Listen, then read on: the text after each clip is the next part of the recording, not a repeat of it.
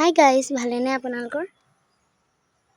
আপোনালোকে নাভাবিব আকৌ সদায় যে মই আকাশখনকে দেখুৱাই থাকোঁ।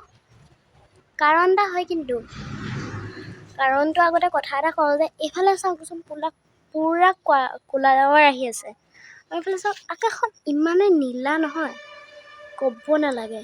আৰু কাৰণটো হ'ল মই এদিন মোৰ ভিডিঅ' এটাত এনেকুৱাকৈ দিছিলোঁ, তেতিয়া আহিছে বহুতগাল ভিউজ। কেইদিনমান হৈছেহে, আৰু প্ৰথম যেতিয়া আকাশৰ ভিডিঅ'টো দিছিলোঁ সেইটো ভিডিঅ'তে বহুত ভিউজ আহি গ'ল।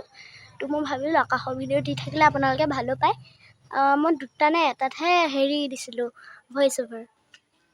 আপোনালোকে ভাল পায়নে মই আকাশৰ ভিডিঅ' কৰা জনাবচোন। এজনী চাওকচোন, কুকুৰজনী সদায় আমাৰ ঘৰলৈ আহে। চাওকচোন ইমান মৰম লগা, তাইক কুলুটো বুলি মাতোঁ।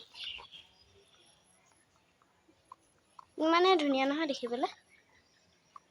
আপোনালোকৰ খবৰ ভাল নাই? কমেণ্ট এটা কৰি যাম। মোক কোনেও কমেণ্ট নকৰে, আপোনালোকৰ কাৰণে আশা কৰোঁ। আৰু এতিয়া আকৌ এবাৰ আকাশখন দেখুৱাই দিছোঁ। ইমানে ধুনীয়া লাগিছে এইখন আকাশ, আৰু এইখন যে গোটেইখন খঙত থকা নিচিনা লাগিছে। এইখন লাগিছে বহুত ভালকৈ থকা।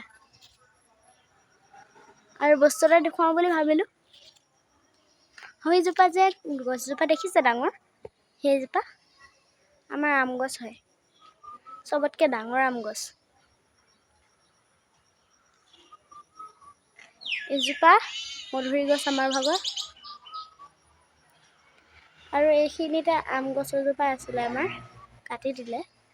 সেইজোপা বহুত ডাঙৰ আছিলে, সেইজোপাও।